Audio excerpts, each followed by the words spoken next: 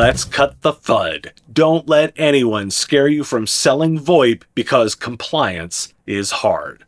With their newest managed compliance service, OIT VoIP removes compliance headaches from the picture while you retain control of your client relationships. Get started selling faster than ever. Visit oit.co/MSP radio to learn more today.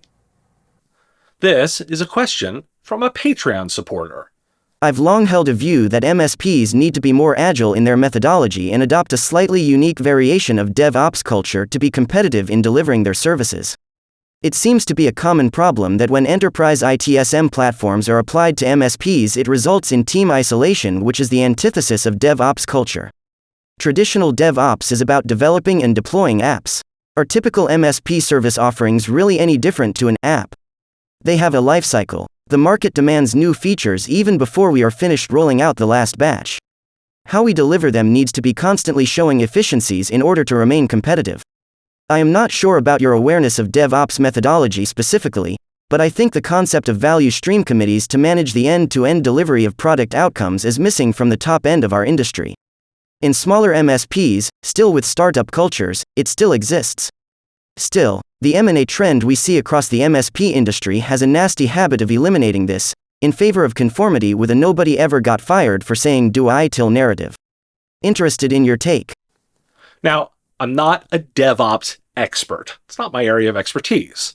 Now, that said, I'm a former developer. Now, it's been a bit for sure. I hold a degree in computer science from the College of William & Mary, go Tribe, and have classic training in software engineering. I led project teams doing web development in my early career, and I keep a distinct eye on the space. I've been known to do a little bit of development here and there as well, but nothing I'd share. I don't need to know DevOps to wholeheartedly agree with the listener on the approach to product development that is being advocated. The reason is that regardless of the specific implementation, the question is framed around creating services as products. You're right, MSP service offerings are apps.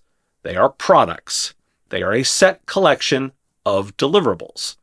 In fact, that's the premise. Let's borrow a moment from Wikipedia. Managed services is the practice of outsourcing the responsibility for maintaining and anticipating need for a range of processes and functions, ostensibly for the purpose of improved operations and reduced budgetary expenditures through the reduction of directly employed staff. The client and the MSP are bound by a contractual, service-level agreement that states the performance and quality metrics of their relationship. This requires you to define those specific requirements, products, apps, whatever you want to call them. So spot on that they have to be developed in this way. In my vendor days, I worked on the idea of the perpetually valuable MSP. The idea, you continually evaluate your offerings, aging out some and introducing new ones to ensure you're constantly moving forward. You evaluate your current offerings around the idea of margin, effort, and growth, where you ensure the offering is still valuable. If it is, great. If not, you plan to retire it. You add offerings by evaluating the market and deciding which current and potential offerings you can add. Huge plug. My whole concept of the Business of Tech podcast is watching these trends to help evaluate. You listen to the show, you hear new ideas, and consider the ones that make sense and the ones that don't. Now, the methodology of your implementation is entirely up to you. DevOps, classic waterfall software engineering, Scrum, Agile, honestly, I don't care. What I do care about is your interest in continual development. Now, the question references ITIL, and in my mind, that's a thing to be implemented, your app. Again, let's pull the definition from Wikipedia.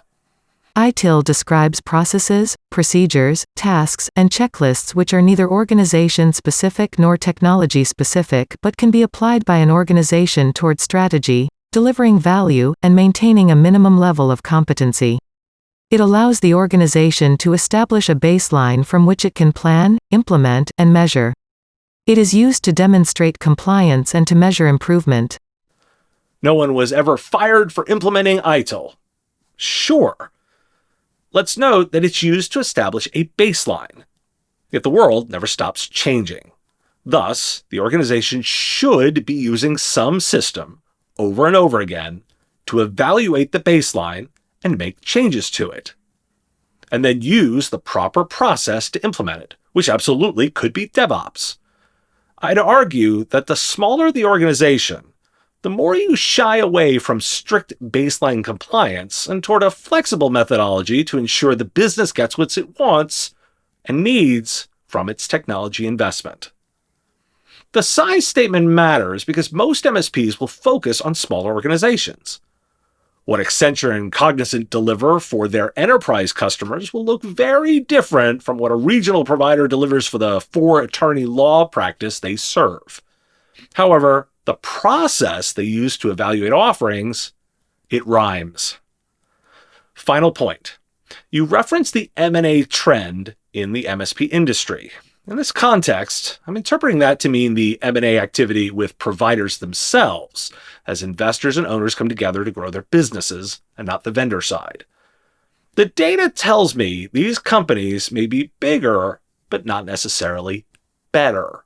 PE-backed providers are not outperforming the overall industry or their non-PE-backed brethren.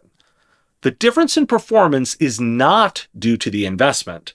It's about the management team, investor or not.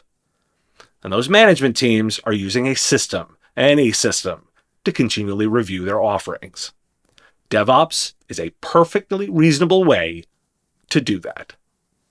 Thanks for asking. I do love taking questions, and if you've got one, send it my way.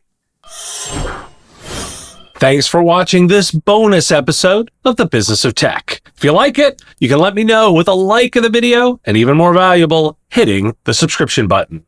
My content is all free, and I use metrics like subscriptions to pay the bills, so it has real value.